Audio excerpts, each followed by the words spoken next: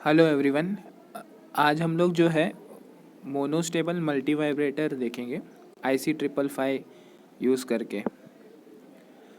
Monostable multi vibrator के बारे में लास्ट वीडियो में मैंने बताया था कि मोनोस्टेबल मल्टी वाइब्रेटर एक ऐसी सर्किट होती है जब हम लोग को पता है कि लॉजिक 1 और लॉजिक 0 ये दो स्टेट है, तो वो उस सर्किट में मोनोस्टेबल मल्टी वाइब्रेटर में क्या होता है कि जब कोई इनपुट पल्स दी जाती है तो कुछ टाइम पीरियड के लिए दोनों में से कोई एक लॉजिक जो है वो एग्जीक्यूट होता है। लॉजिक 0 एग्जीक्यूट होता है या लॉजिक 1 एग्जीक्यूट होता है। तो आम तौर पे लॉजिक 1 को एग्जीक्यूट कराने के लिए ये सर्किट जो है वो यूज़ की जाती है। एग्ज़ाम्पल मैंने बताया था वाटर पंप कंट्रोलर, जैसे बिल्डिंगों में वाटर पंप लगा हुआ रहता है। अगर मुझे 15 मिनट के लिए वाटर पंप को ऑन करना है तो ये जो 15 मिनट के लिए ऑन करना है तो उसके लिए जो टाइमर सर्किट है तो वो मोनोस्टेबल मल्टी वाइब्रेटर से डिज़ाइन करते हैं। मोनोस्टेबल मल्टी वाइब्रेटर की सर्किट में जो है एक इनपुट ट्रिगर पल्स होती है, जिसे इनपुट देने पे जो है कुछ देर के लिए आउटपुट जो है वो हाई होता है, लो भी हो सकता है, लेकिन वो डिज़ाइनिंग स्टेप में जो है उस तरीके से बनाई जाएगी, या तो लॉजिक हाई या तो लॉजिक लो। यहाँ पे आप देख सकते हैं जैसे ही मैं पल्स दूंगा तो पल्स देने पे जो है वो जो LED लगी हुई है वो हाई हो जाएगी थोड़े टाइम के लिए। जैसे ही पल्स दिया गया LED हाई हो गई थोड़े कुछ देर के लिए, उसके बाद फ़ौरन वापस ऑफ हो जाएगी। वापस एक बार देखो, यहाँ पे मैंने जैसे ट्रिगर दिया, ट्रिगर वापस ऊपर आ रहा है और LED ऑन हो रही है कुछ देर के लिए। ये जो टाइम पीरियड है वो रजिस्टर और कैपेसिटर के ऊपर डिपेंड होता है। अब IC 555 के सर्किट में मैंने लास्ट टाइम आपको बताया था कि जो सेक्शन होते हैं, पहला रजिस्टर का सेक्शन होता है, फिर कंपैरेटर का सेक्शन होता है, फिर फ्लिप फ्लॉप का सेक्शन होता है, फिर जो है डिस्चार्ज ट्रांजिस्टर का सेक्शन होता है, और लास्ट में जो है इन्वर्टर का सेक्शन होता है। यहाँ पे हम लोग स्टेप बाय स्टेप में देखेंगे कि कैसे इसकी वर्किंग होती है। जैसे कि आप देख पा रहे हैं, मोनोस्टेबल मल्टी वाइब्रेटर बनाने के लिए आपको जो है दो रजिस्टर की ज़रूरत होती है, RA RB, और एक कैपेसिटर की ज़रूरत होती है। यहाँ पे आप देख सकते हैं जो ट्रिगर पिन है, जो पिन नंबर 2 है, वो जो है 5 वोल्ट पे कनेक्टेड है और वहाँ पे एक बटन लगा हुआ है। अब यहाँ पे 5 वोल्ट पे जो कनेक्टेड है और बटन लगा हुआ है, तो जब बटन प्रेस किया जाएगा तो वो ट्रिगर पिन को ग्राउंड मिलेगा। अगर बटन प्रेस नहीं किया जाएगा तो ट्रिगर पिन पे 5 वोल्ट आते रहेगा। तो ये एकदम सिंपल चीज़ हम लोग को सर्किट में दिखाई दे रही है। तो अब यहाँ पे इसका वर्किंग समझते हैं।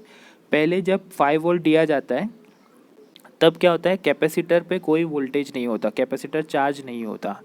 तो अगर कैपेसिटर चार्ज नहीं होता तो क्या होता है, कैपेसिटर चार्ज नहीं होने की वजह से जो अपर कंपैरेटर है उसका जो पॉजिटिव पिन है वहाँ पे 0 वोल्ट आता है। तो जब 0 वोल्ट आता है तो अपर कंपैरेटर का आउटपुट लो है।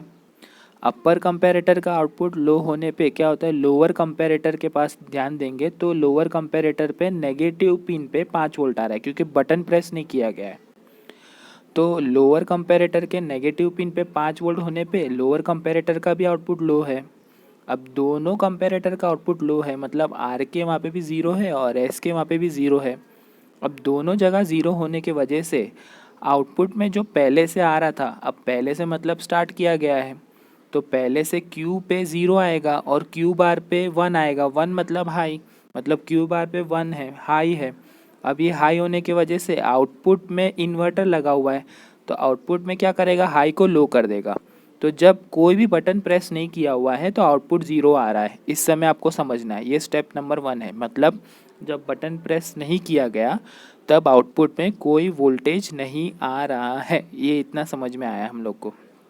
अब अगर हम लोग आगे देखेंगे कि जब बटन प्रेस नहीं किया गया है, आउटपुट लो है, अब Q बार के वहाँ पे हाई आ रहा है, इससे क्या होगा, ट्रांजिस्टर ऑन हो जाएगा। जब ट्रांजिस्टर ऑन हो जाएगा तो कैपेसिटर के अगर कोई बाई चांस कुछ माइन्यूट भी वोल्टेज है तो वो 0 हो जाएगा। इतना हम लोग को समझना है। अब यहाँ पे एक छोटा सा क्विज़ के तौर पे हम लोग देख सकते हैं। आपको अगर ये आंसर आता है कि नहीं चेक करिए आप। जैसे कि यहाँ पे क्या लिखा हुआ है, what is the output produce by comparator A. Comparator A में क्या आएगा, तो दो ऑप्शन दिए हुए हैं। यहाँ पे आप देख सकते हैं पॉजिटिव पे 0 है नेगेटिव पे 3.3 वोल्ट है। क्या आप गैस कर सकते हैं क्या आंसर आएगा? तो आंसर आएगा लो। लो क्यों आएगा? क्योंकि पॉजिटिव पे कम वोल्ट है, नेगेटिव पे ज़्यादा वोल्ट है। सेकेंड एक और क्वेश्चन है, देखिए यहाँ पे आपको आंसर आता है कि नहीं। यहाँ पे अगेन बोला गया है कि कंपैरेटर बी में क्या आउटपुट आ रहा है।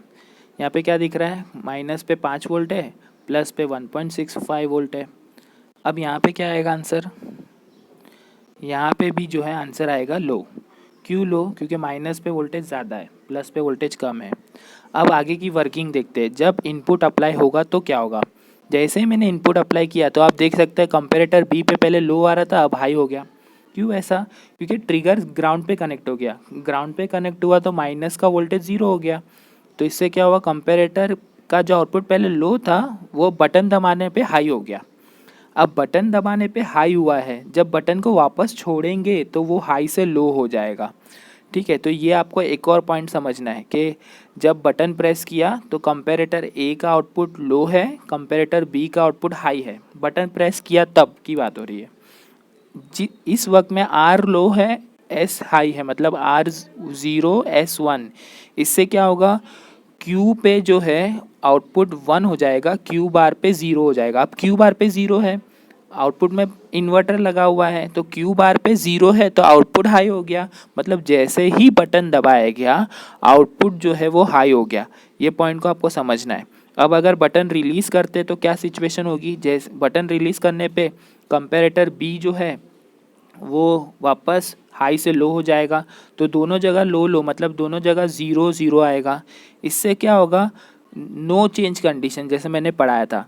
तो नो चेंज में क्या था, पहले आउटपुट में क्या आ रहा था, आउटपुट की बात कर रहा हूँ, क्यू बार की नहीं। आउटपुट में क्या आ रहा था, हाई आ रहा था, तो अब हाई रहेगा।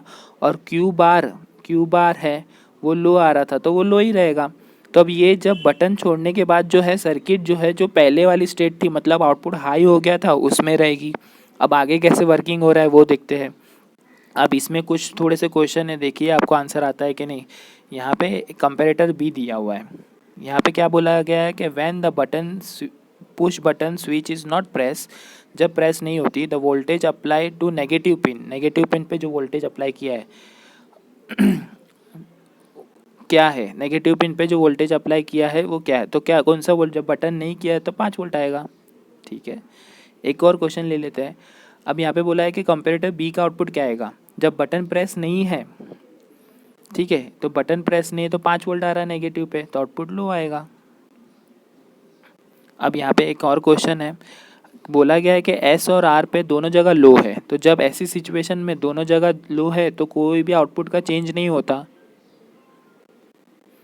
ठीक है, अब नेक्स्ट वर्किंग देखते हैं। क्या किया गया, पहले बटन दबाया गया, बटन दबाने पे आउटपुट हाई हो गया, आउटपुट की बात कर रहा हूँ, आउटपुट हाई हो गया। फिर बटन रिलीज़ किया, तो बटन रिलीज़ किया तो क्या हुआ, फ्लिप फ्लॉप नो चेंज में रहा, तो आउटपुट हाई ही है। जब क्यू बार के पास 0 है तो आप देख सकते हो कि ट्रांजिस्टर ऑफ हो गया। अब ट्रांजिस्टर ऑफ होने पे क्या होगा, ट्रांजिस्टर ऑफ होने पे यहाँ पे जो कैपेसिटर लगा हुआ है वो डिस्चार्ज नहीं होगा, बल्कि ऊपर के 5 वोल्ट से चार्जिंग होना चालू होगी। अब देखिए मैं यहाँ पे चार्ज करते आपको दिखा रहा हूँ कैसे चार्जिंग होगी। जैसे जैसे चार्जिंग हो रही है आप देखो कंपैरेटर ए के पास जो पॉजिटिव वोल्टेज है वो बढ़ते जा रहा है। देखिए आप गौर करिए, अब जैसे ही वोल्टेज 3.3 वोल्ट 3.4 वोल्ट पे पहुंचता है तो कंपैरेटर ए का आउटपुट हाई हो जाएगा। अब कंपैरेटर ए का आउटपुट जब हाई होगा तो क्या होगा, आर के पास 1 हो जाएगा, एस के पास 0। ऐसी कंडीशन में क्यू बार जो है वो क्या हो जाएगा, क्यू बार नथिंग बट लो से हाई हो जाएगा, और आउटपुट पहले हाई चल रहा था वो लो हो जाएगा। मतलब जैसे ही कैपेसिटर का वोल्टेज 3.34 वोल्ट पहुंचा आउटपुट लो हो गया, आउटपुट लो हो गया। अब कैपेसिटर का वोल्टेज तो 3.34 वोल्ट हो गया है, अब उसको वापस ज़ीरो कैसे करेंगे, कैसे होगा, तो अब वो काम आता है डिस्चार्ज ट्रांजिस्टर। डिस्चार्ज ट्रांजिस्टर क्या करता है, जैसे ही क्यू बार हाई होता है ट्रांजिस्टर को ऑन कर देता है। कैपेसिटर के पास कितना वोल्ट था, 3.34 वोल्ट। अब कैपेसिटर क्या करेगा, अपने जो वोल्टेज था उसके पास वो डिस्चार्ज करना चालू करेगा, मतलब वो लो वोल्ट पे आ जाएगा। जैसे ही कैपेसिटर का वोल्टेज कम होगा तो ऊपर क्या हो जाएगा, आर के पास 0, एस के पास 0, मतलब no change condition. No change मतलब जो आउटपुट आ रहा था 0 हो गया था, वो 0 ही रहेगा। कुछ इस तरीके से जो है चार्जिंग और डिस्चार्जिंग जो है वर्क करता है।